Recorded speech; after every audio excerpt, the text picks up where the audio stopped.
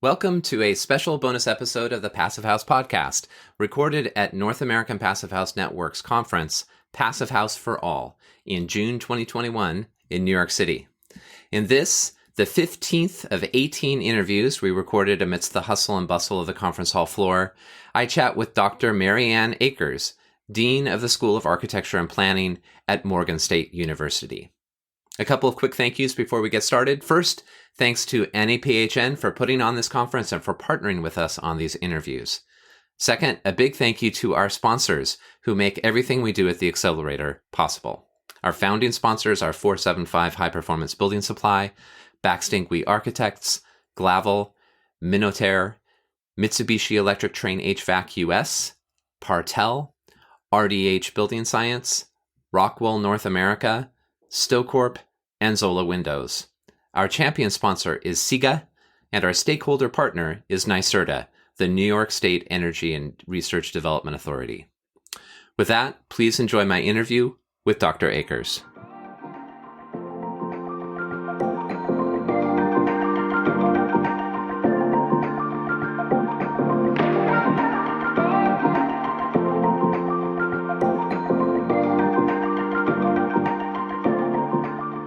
Welcome. I'm here with Mary Ann Akers, who is the Dean of the School of Architecture and Planning at Morgan State University. It's a pleasure to get to meet you for the first time here and to sit down to chat. Well, I'm glad to be here. Tell me a little bit about your work at Morgan State and its relationship to Passive House. Like, where's Passive House in the conversation within the curriculum there? You know, what are some of the priorities you're bringing to your work with your students? Yeah. So, to be honest with you, we don't know much about Passive House. What happened was Ken approached the 7 schools of architecture that are historically Black institutions. Right. And he gave a spiel about, come to our conference on Passive House.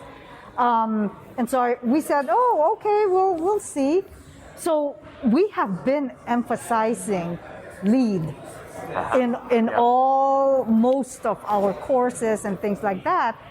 And it was very interesting that Passive House really is very different. Well, I wouldn't say very different, but different from LEED. Yeah, definitely. And in the sense that, Passive House is more really the performance and monitoring and performance, while LEED is more of a scorecard kind of thing. And so well said. What was interesting was it's our 10th year that we have occupied a LEED Gold building on campus. And initially, we were so, really excited. Oh, we're going to know whether we're saving energy or things like that. But we found out that after we got the LEED certification, it's like, okay, bye. There was no follow-up, no accountability.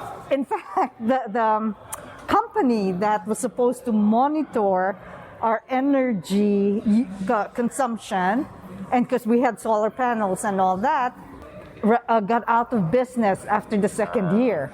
So it's like, oh my gosh, all these data, and we don't even know how our building is performing. And so this conference has really opened my eyes on how important it is to actually monitoring, the performance of your building. So there has been this performance gap for many green buildings, unfortunately, where there's an expectation for the performance and then that falling short of that performance. And I was introduced to green building through LEED as well, and we became a LEED AP initially. And what has been really powerful to understand and to witness is just that Passive House it simply gives you a set of tools to understand the numbers and the physics of the building, so that you can really evaluate that and dial it in. in a way that's optimal for cost, but also for the occupants. And so that's powerful that you have that personal experience. I mean, there are lots of things that are nice, that are good about LEED with the broad kind of reach of sustainability, but there's this complementary that needs that complementary depth in terms of the energy performance analysis and design. So, or even a lot of their points, for example. There's really no follow through after you've gotten your designation, and that's it. Case in point, in our building, we got several points because we had parking spaces for hybrids and no carpool, but hybrids. We had at least 10 parking spaces, and so we got points for that. But at that time, 10 years ago, hybrids were not the thing yet. And after about, I would say, 3-4 years, parking services said, it's never occupied. So they took it out. Right. So we got the points, but what happens after? Do you see Passive House potentially playing a role in the curriculum at the school, or what are your thoughts about how this might apply to your work and the work of the school? Yeah, definitely. Passive House should be taught in the curriculum. Now, the School of Architecture and Planning has a very broad spectrum of programs. So we do have architecture, we have interior design, we have construction management, we have city and regional planning, landscape architecture. Yeah. So we have kind of, in terms of the built environment, we have all those disciplines. Right. So I see passive housing incorporated in all of that. And that was, to me, what was beautiful about this conference was I learned so much from windows, types of windows, how grocery stores, for example, supermarket, how lighting and all these other aspects that I never thought about, all the way to yesterday's session on cities.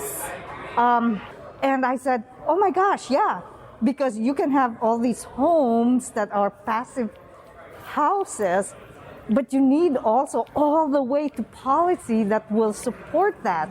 And that's what this conference had. Again, a very, very broad take on the context of passive house. Yeah. So, yeah, that's why I really enjoyed it. It's exciting to hear this. We're so eager to see this kind of approach and understanding of building science and all that stuff to really spread more widely. I mean, that's one thing about LEED that has been incredible. That just to how it's everywhere, right? Yeah. Oh yeah. And but I think that there are also right now there are then a lot of people like yourselves who are asking some questions about well, is this delivering on what we need to deliver on in terms of building quality and climate mitigation and all that stuff. So it's on a personal level, it's exciting to hear about this and that there is this connection that for you.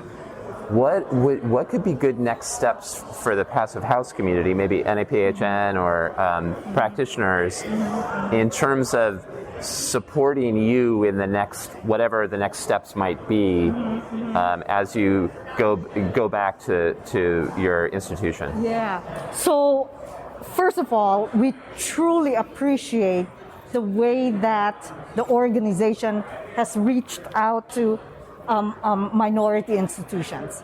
I mean, that was wonderful. Yeah. And in fact, many of our faculty from the 7 schools of architecture are listening online. And so it starts there, because once they start getting curious and asking questions over and above LEED, then hopefully they will have that knowledge to change the curriculum so that students will learn more about it.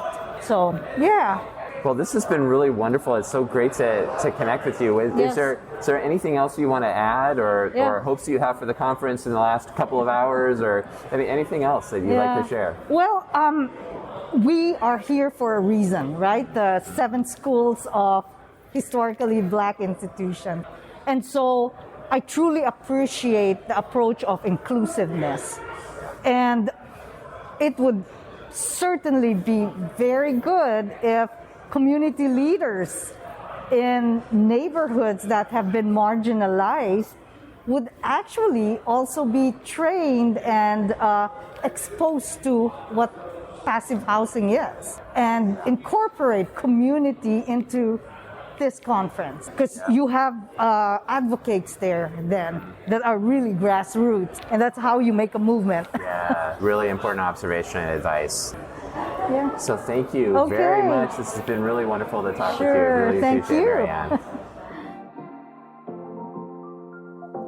I hope you enjoyed that special bonus episode of the Passive House podcast. On behalf of everyone here at the Passive House Accelerator, thank you for listening, and stay tuned for more on the Passive House podcast. Thank you. Bye-bye.